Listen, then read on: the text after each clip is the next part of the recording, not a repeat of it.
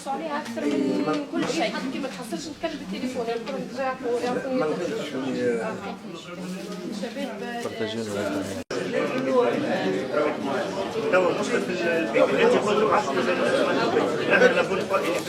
وجوبا رئيسا للجمعيه او نائبا للرئيس. هذا النص الحالي اللي موجود في النظام الاساسي الفصل 18. النص المقترح: كل جمعيه منخرطه وناشطه خلال الموسم السابق للجلسه العامه تشارك في اشغال الجلسه العامه بواسطه ممثل واحد يكون وجوبا رئيسا للجمعيه او نائبا للرئيس. الاضافه اللي صارت بالنسبه للنص المقترح، ديما نعاودوا راهو النص المقترح من قبل النوادي هو عباره نادي نشط.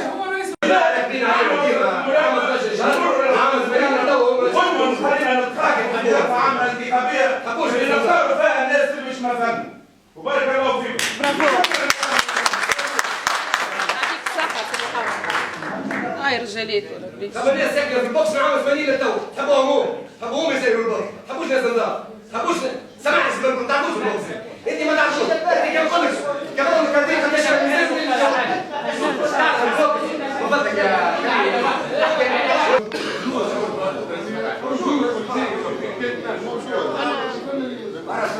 اليوم انعقدت الجلسة العامة الخارقة للعادة في خضمها النقاشات اللي صارت وكذا، ربما كانت فيها أمور إيجابية وأمور سلبية، لكن نقولوا أنه وقع تمرير وصادقت النوادي على بعض الفصول ووقع رفض بعض الفصول وهذا من حقها. هذا يعني يضفي بعض المصداقية والمشروعية والديمقراطية على عمل المكتب الجامعي. صحيح، نحن الحمد لله توا كملت الجلسه العامه الخارقه للعاده، ثم 3 نقاط اللي اثرناهم، 3 نقاط ثم نقطه ترفضت، ثم 2 نقاط اللي معناتها النوادي اعتمدوهم. نحن ايش عملنا؟ حاولنا نكونوا معناتها نتبعوا المنظومه القانونيه للاتحاد الدولي. الحاجه الاولى حاولنا نرضيو اقتراحات النوادي، وهذاك والنوادي اللي كانت حاضره يظهر لي معناتها كونسيون دو تو سا. الحاجه الثالثه حاولنا نكونوا بالنسبه للمكتب الجامعي المؤقت، حاولنا نكونوا على نفس المسافه من كافه النوادي باش ما يعتبروناش قاعدين نحضروا في برنامج انتخابي. تعدت الجلسه، كل واحد فرغ اللي في قلبه، وهذيك هي الجلسه العامه الخارقه للعاده بالنسبه لكل جامعه من الجامعات الرياضيه الموجوده في تونس. نعتبرها جلسه موفقه. ننتظروا توا الجلسه العامه الانتخابيه. وقتاش بتصير؟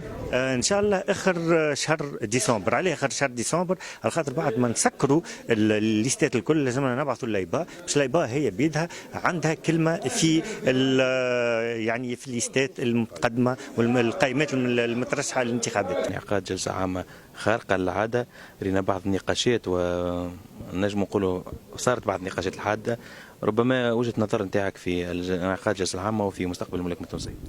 والله أول حاجة حبينا نعاودوا إعادة الروح لرياضة الملاكمة من خلال التقاء الأسرة الموسعة لرياضة الملاكمة والناس القراب. للأسف فما أطراف دخلاء ريناها دخلت اليوم. بارك الله في أسرة الملاكمة اللي عرفت كيفاش توقف الناس هذوما عند حدهم، ومشينا في اتجاه نحو بلورة القانون الأساسي في نطاق المقترحات المقدمة واللي تعدات على اجتماعات سابقة صارت على الأقل في سوسة اللي على أثرها انبثق هذه القوانين. القانون الأساسي للجامعة فيه كما قلت أنا برشا هانات، ولكن مش اليوم كل شيء باش نفضوه اليوم. يمكن إذا المكتب الجامعي المستقبلي اللي باش يجي يمكن يفو اون كوميسيون دو ترافاي تخدم على الأقل بوندون اون اني اللي باش تحضر مشروع قانون أساسي يقع التصويت عليه، ومن خلاله زاد قانون داخل الجامعة اللي هو ماهوش موجود تماما. اليوم الملاكمة في مفترق الطرق، يا إما الملاكمة سوف تقلع يا إما الملاكمة سوف تنهار.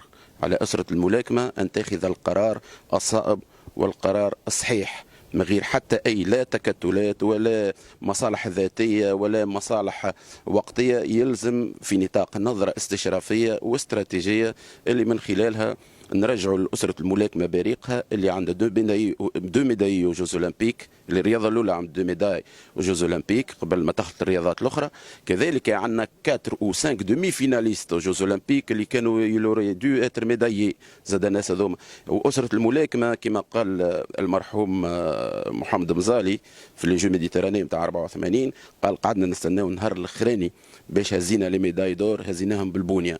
اليوم اسره الملاكمه باش تفك مستقبلها بالبنيه في نطاق القانون وفي نطاق معناتها البناء الايجابي وفي نطاق اعاده التموقع بين الرياضات وتكون ديما على راسهم.